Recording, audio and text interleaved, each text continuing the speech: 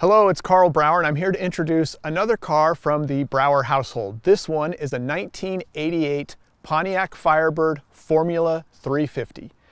This isn't actually my car. This car belongs to my daughter, and it's very important to her that I tell you that this is her car. It's not mine, even though I did buy it initially after she strongly requested a third generation Pontiac Firebird. I was showing her different cars from different eras as she was growing up, and somewhere around her mid-teens, I had happened to show her this car, this era. I can't remember if it was a Knight Rider specific reference or just a general car from this era, but I remember very distinctly that she locked in on it. She said she really liked this, and from then on, all I heard on a regular basis was, "When are we getting my Firebird?" And this, again, was when she was in her mid-teens, so she really wasn't that close to getting a car. Like a lot of youth today, she didn't rush out and get it on the morning of her 16th birthday. In fact, she didn't even get her permit until she was around 18.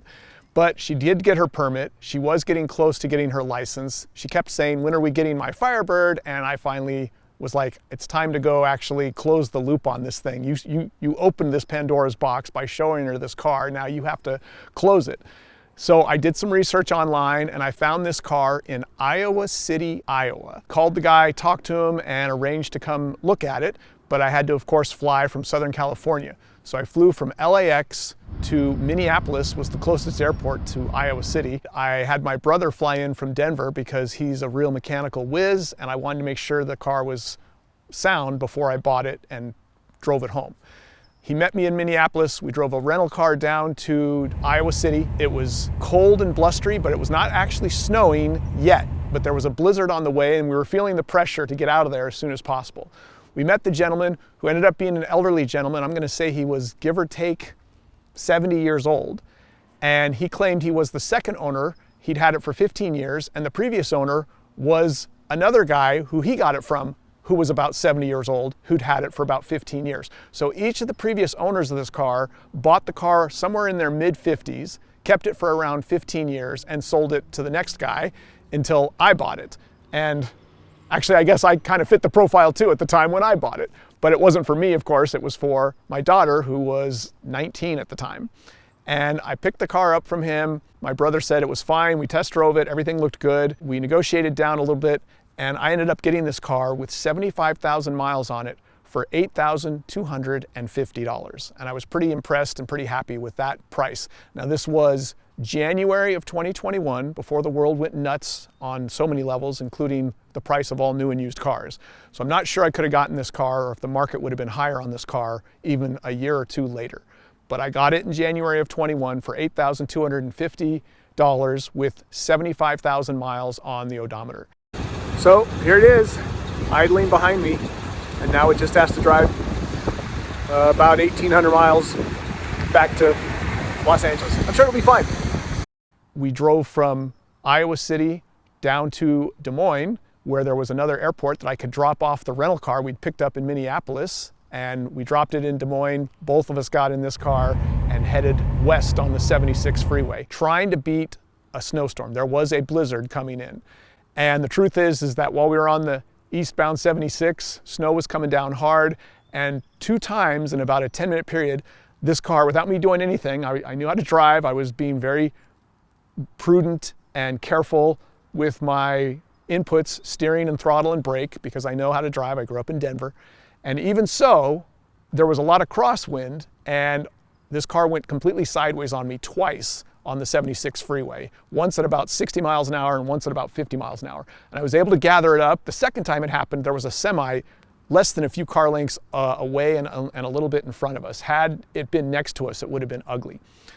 But I got the car straightened out both times. I slowed down to probably about 40 after that, and I had a remembrance about these cars, because these cars were like big deal cars when I was in high school, and I remember them very well, and I remember how cool they were on so many levels. But I also remember this trademark that anyone who was honest admitted, and that was that all these F-bodies, really from the first year, 67, and through the second and third generation, were terrible snow cars. I remember that they were just considered, even by front engine, rear drive muscle car standards, none of those cars are the greatest on snow, but these things, something about their configuration and how they were engineered, they were bad on snow. And I remember that very distinctly, but I'd forgotten it until the car went sideways. And that second time I was like, Oh yeah. GMF bodies, they're so cool on so many levels, but you do not want to drive them on snow-packed roads. They're almost dangerous. Even, again, by rear-wheel drive, front-engine V8 muscle car standards, they're the worst. But I got out of the blizzard. We finally got into Nebraska and then into Colorado, and I dropped my brother in Denver, and I continued on to Los Angeles. And it was quite an adventure, and it was a lot of fun, starting out very, very cold and then coming into Los Angeles. And it was pretty cool because it worked out that it was almost exactly 2 days, like 48 hours, almost to the hour. I had to get up at about 2 a.m. to make the very early flight from LAX to Minneapolis. And I rolled back into the house's driveway and parked the car at about 2 a.m. 2 mornings later. So it was about a 48-hour, almost exactly round trip to fly out and drive back. But I love a good fly out and drive back story, so that was great. We've had this car now since January of 21, so almost 4 years. In that time, my daughter has piled on another 30,000 miles. It's got over 105,000 miles on it now, and she absolutely loves it. To her credit, she got a job. She bought it off of me within a matter of months after I brought it home because she was so happy to have the car and just fell in love with it. And she will not drive anything else. I keep thinking maybe we should get something else that's more fuel efficient because she's got a longer commute than she used to have when we first got this car. It used to only have to go 7 miles to college. Now she's going like 30 miles each direction. The fuel is sort of eating us all up, but she won't drive anything else because she loves this car. I'm pretty happy because it's been highly dependable for those 30,000 miles and almost 4 years. Really, the only problem we had that originated with the car was a cooling system issue. The water pump did go out, and thankfully we caught it early when it first had gone out, so it didn't ever actually overheat. But I was driving it. I happened to be driving it. It was very weird because she usually drives it, but I happened to be driving it. I was dropping her off somewhere, and I'm looking at the temperature gauge, and it's flying up. And I drove it very carefully and got it over to a shop I know. He confirmed that the water pump was leaking and had gone bad. He replaced it, and the car has been sound ever since. In fact, we've just had another week of 100+ weather temperature in the last few days here in Southern California, and this car never even flinches. The temperature gauge barely goes into the operating zone, even when you have the air conditioning on, and even when it's over 100 degrees. So there's nothing like a properly functioning vintage General Motors cooling system, because if you've got all the pieces properly maintained and everything's working well, the cars have great temperature control.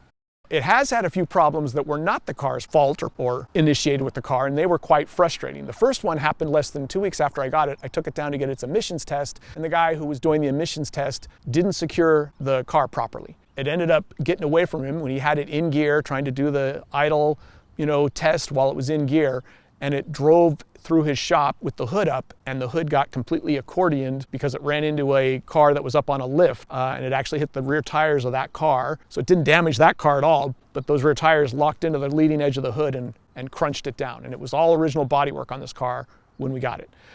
We located, after much searching, a non-Formula power bulge hood, just a regular old 305 or V6 hood, but it was the closest thing I could find at a local junkyard. And my daughter and I went and we pulled the hood together. It was light blue, and we refinished it and we sprayed it matte black because I didn't want to try to even think about matching the red color. I'm not a body guy. This was the first body work I've ever done in my life. I do a lot of other car work. I've done it over the past 40+ years of my life, but I've never done body work. I don't even want to touch it, but I helped her, and together we kind of figured out spraying it matte black with primer and everything. So that was the first body damage it suffered within weeks of getting it. It also messed up the windshield. We had to put a new windshield in. It was very annoying, to put it mildly. And then not that long ago, less than a year ago, about 8 or 9 months ago, she got sideswiped by a guy in a Toyota 4Runner on the freeway. It was raining. It was the 5 freeway southbound, and he hit the side of the car, ripped up the mirror and the driver's door and this fender. We were able to get the insurance settlement. It was his fault, and we got the fender and the door replaced and the mirror replaced. But there's some pretty ugly shots, as you can see here, of what happened to the car. I was glad we were able to get the body work done, but it's annoying because even with the work done, we still don't have a Formula 350 sticker on the driver's door. We have to still find one of those. I think they have them at Phoenix Graphics, among other places, so I still want to get one of those. And we did not only have them replace these body panels that were damaged, but also they redid the hood and did a better job, so it's a little better flat black paint than my daughter and I made. And it also got resprayed back here by the rear spoiler. which did not get damaged in any accident, but it was starting to suffer from all the sunlight exposure that it was getting. That California sun, this car isn't garaged, and that whatever it's made of, it's not metal, I don't know, elastomeric, but whatever that kind of non-metal rubberized material is that the rear spoiler is made out of, the paint was really starting to suffer. It was turning like a whitish pink instead of red. We had that resprayed and the hood sprayed black, and that I think gives the car a much cooler kind of accent against the red. Hood damage, not the car's fault, obviously. Sideswiped, fender, door, mirror, not the car's fault. So the poor car keeps kind of getting beat up by, did I say idiots out loud? Oh, because I didn't mean to say idiots out loud. I meant to shout it, idiots! It keeps getting messed up by idiots. But beyond that, the car itself has been rock solid with 30,000 miles in almost 4 years. And my daughter, again, loves it and doesn't want to drive anything else. All I've done, by the way, to this car, besides some body work, was I advanced the timing because it just felt like it should be more snappy on the throttle. And I know a little bit about this era GM cars, not much, but I knew enough to loosen the distributor and advance the timing and play around with the timing light a little bit. And I totally woke it up. When I first started playing with it, it wouldn't light the tires up if you stomped it from a dead stop. And when I got done, it would. So I was pretty happy with that. And it's right on the edge of pinging with the stuff that tries to pass for gasoline these days in the state of California. But it's just on the edge, but it doesn't ping with 91 octane, and it has great off-the-line torque.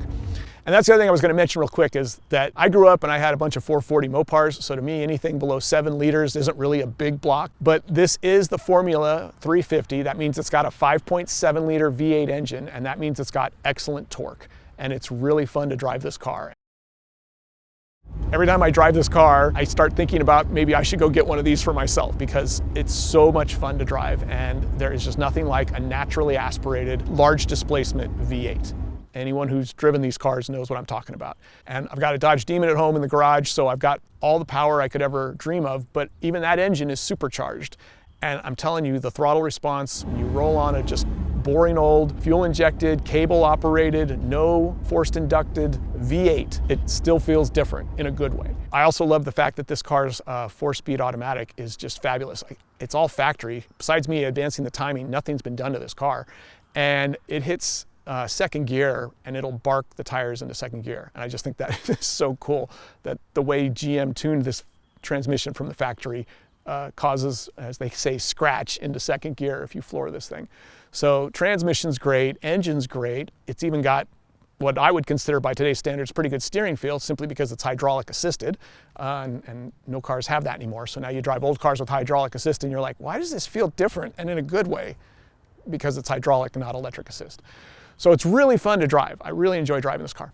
The only project that's left to do on it right now that we're about to do is put on some new tires. It's got these Cooper tires sized 245, 50, 16, and they're pretty impressive. I mean, these things like are bowing out from the 16-inch wheels. When I first saw these tires, I was like, wow, these have to be about the biggest tires you could fit on here. They are shooting out from the wheel and tire beat. We've got a brand new set of BFGoodrich tires to put on this car, and that's really what we're gonna show in the last part of this video.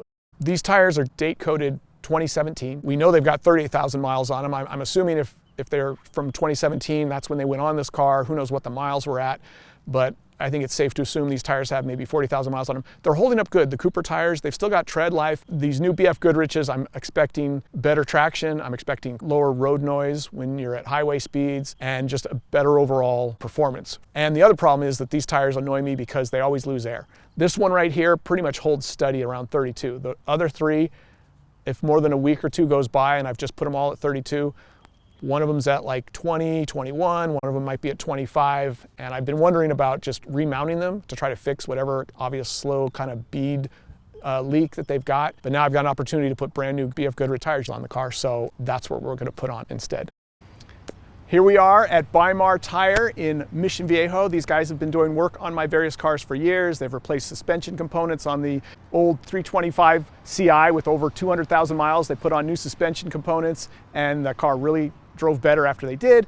They fixed punctures in my Dodge Demon's tires, patched them up for me, and now they've put on these brand new BFGoodrich tires and also aligned the car, which they said was challenging because it had some rust on it. This car, again, is from Iowa. That's where I got it. I don't know how long it's been since it was aligned, but they said it was challenging to break the rust free and kind of loosen it up and get the thing realigned, but they have it in specification now. They also said the same thing another mechanic has said who worked on it recently, which is that at some point we're probably going to want to do suspension pieces, but they're good enough to hold alignment right now. And so we've driven the car. Not only is it quieter because these tires are new and better and quieter, these BFGoodrich tires, but it also drives straighter, the wheels straighter, and it feels better when you initiate a turn. Happy to have Weimar work on the car. Thrilled to have the new BFGoodrich tires on the car that improve every aspect of it, the noise, the confidence, the quietness, the overall smoothness at higher speeds.